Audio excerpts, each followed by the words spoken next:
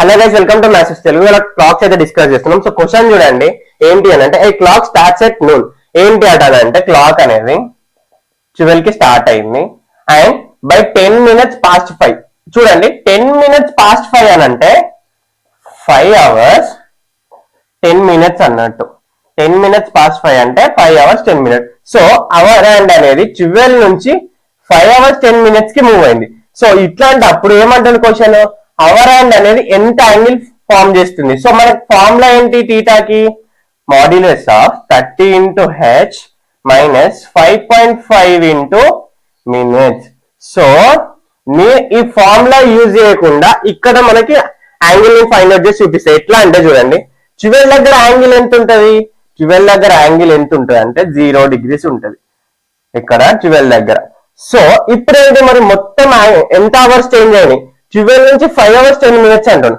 అంటే మొత్తం ఎంత మూవ్ అయింది, 5 hours అండ్ 10 minutes వరకు మూవ్ అయింది. సో ఈ 10 minutes ని కూడా అవర్స్ లో కన్వర్ట్ చేయండి.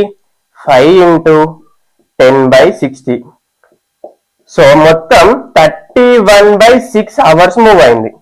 31/6 hour అనేది అవర్ అండ్ మూవ్ అయినప్పుడు యాంగిల్ ఎంత ఉంటుంది అని అంటే, సో మనకు తెలుసు ఏంటి, 12 నుంచి 1 అంటే ఒక్క డివిజన్ ఎంత కన్సిడర్ చేస్తాం మనం, ఎంత చేస్తామంటే 30 degrees. లేకపోతే ఇట్లా అనుకోండి, ఇప్పుడు టీటా ఏంటి 360/12 into 31/6 అనుకోండి.